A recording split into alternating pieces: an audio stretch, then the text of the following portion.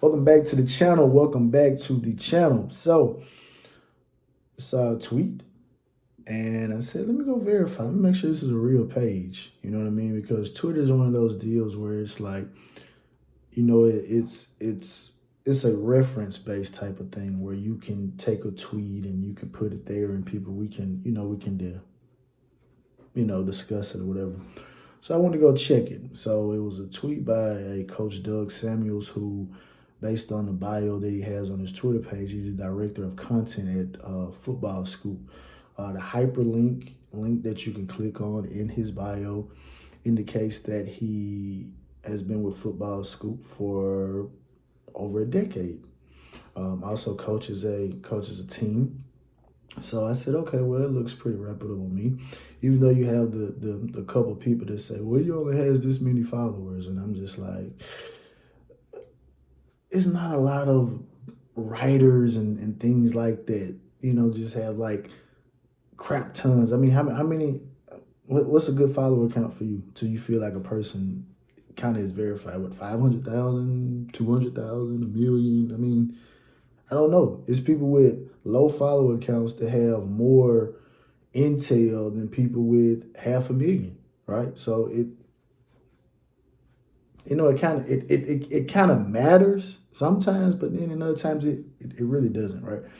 So he tweeted out that Coach Gaddis jokingly said that he ran his young son's offense this past season at the University of Miami and will be looking forward to running the offense that he ran at Michigan this upcoming season. Now, for the ones that are hoping Coach Gaddis is not retained, the end of this statement is not encouraging because you're basically saying that, hey, I'm going to be back. Or as Dion told the Colorado kids, I'm coming.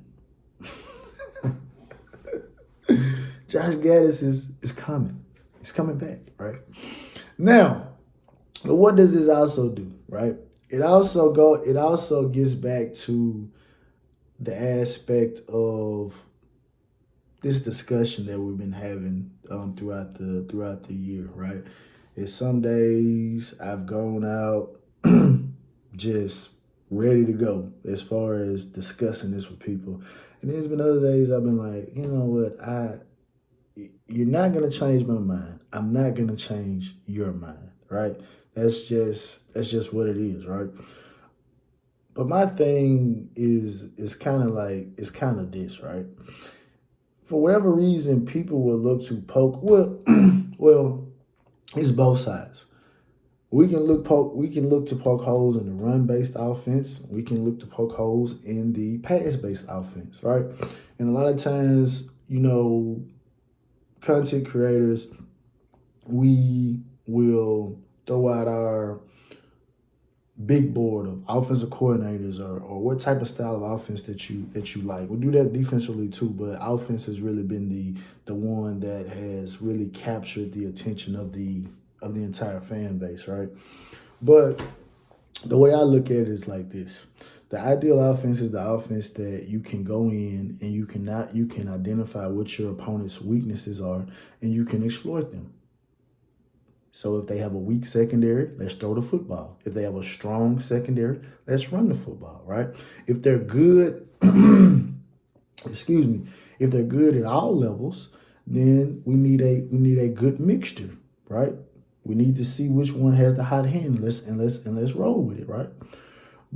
And that's the way I look at it. That's the ideal perfect offense for me. I don't, honestly, I like a balanced attack. I like being able to run the ball. I like being able to throw the ball. But I also want to go into the game and not get forced to be in a box. Just because we ran the ball good last week, but this team has a good run defense, doesn't mean we need to continue to pound our head up against the wall just to see how macho and strong we are. Like, no, throw the ball.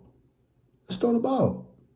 Because what ends up happening is when you get too caught up in one thing, everything has a weakness. Cover 3 has a weakness. Cover 4 has a weakness. Man-to-man has a weakness. Zone blocking has a weakness. Man-on-man blocking has a weakness. There's weaknesses everywhere. There is no perfect type of thing, right? But For whatever reason, people want to try to make it into that by making disparaging remarks such as dumbing down, such as one read, such as gimmicky. That's what this whole thing is done. And the latest one is real football. Real football. I didn't know there was a such thing as fake football. I'm sure when the West Coast offense was first being integrated in the NFL, that people say, I mean, because I watched the football life of Bill Walsh. You know, you go up there and play the Bears and stuff like that. You got Mike Dicker telling the 49ers, oh, y'all are soft. Y'all are a finesse team. Y'all are not power. Y'all can't run the football. And then and then the 49ers became one of the best teams, well, the best team of the 80s. And you get back to the 90s, Jimmy Johnson, you know, power football and things like that. You know, you got Marino down there. But the thing of it is this, man. It's like, look, yeah, you got to be able to run the ball. You have to. But you also got to be able to throw the ball, too. So and I'm guilty of this, but we got to start trying to put one above the other. It makes for good dialogue, of course, because you can expose somebody to something that they didn't necessarily know. But the reality of the situation is you got to be able to do both. You don't want to be in a situation where you can't do either, right? You don't want to be in a situation where all you can do is throw the ball. You don't want to be in a situation where all you can do is run the ball, right? But you want that balance. But when we get down to this aspect of real football, right? Coach Gaddis' offense is forcing the quarterbacks to go through all of their progressions and make reads in a particular offense and things like this and that's gonna prepare them for the NFL and all this stuff like this. And I'm sitting there thinking to myself, like, I've seen quite a few quarterbacks who have been in offenses that have prepared them for the NFL and their college teams have suffered. And then they go on to the NFL and they're not that good. I've seen guys who are in offenses that aren't necessarily preparing them for real football NFL. Their teams flourish.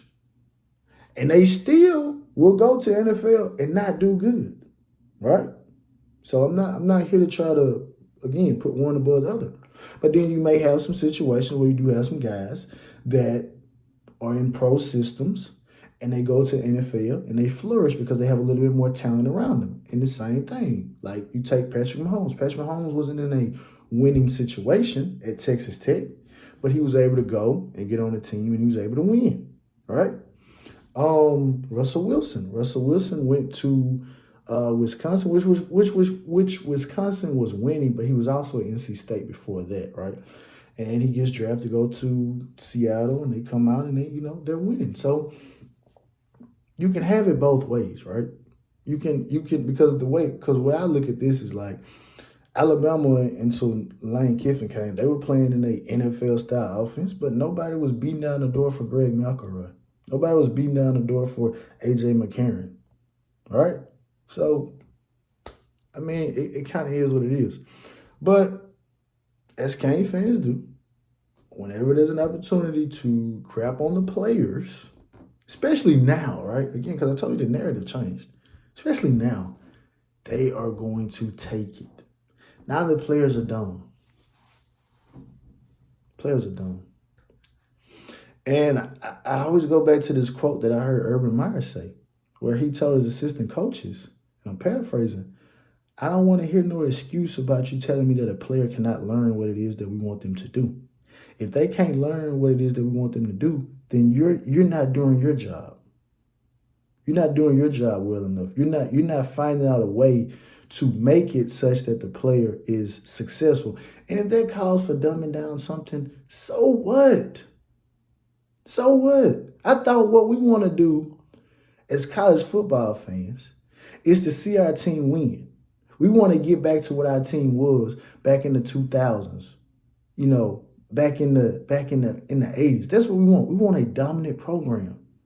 So, am I going to sit up here and say that all those players on those 80s teams were cognitively on the same level? I'm not going to say that.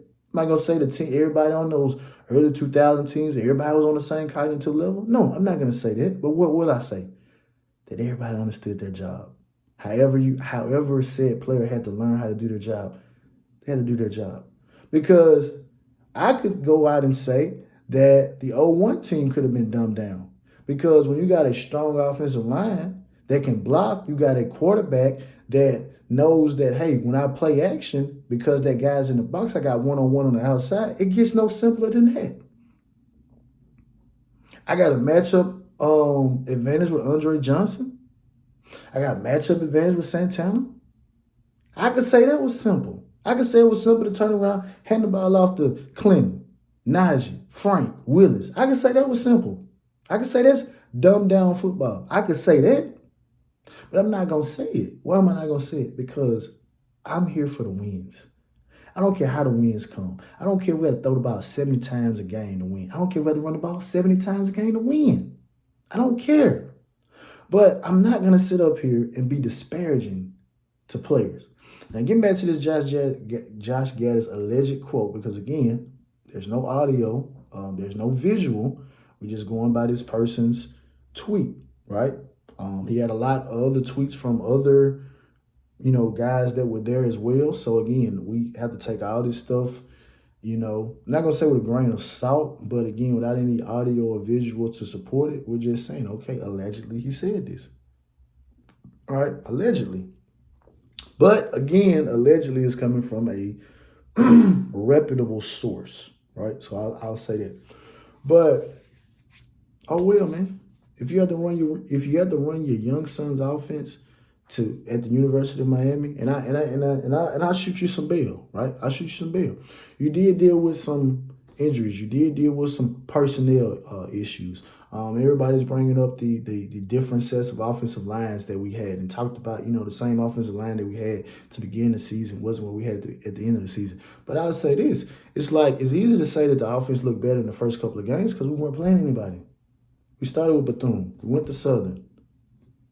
Went to Texas A&M. Texas A&M, you can look at it statistically, had one of the worst run defenses of the entire year. Now, obviously, we were part of it, but when they needed to buckle down, that offense couldn't do anything in the red zone.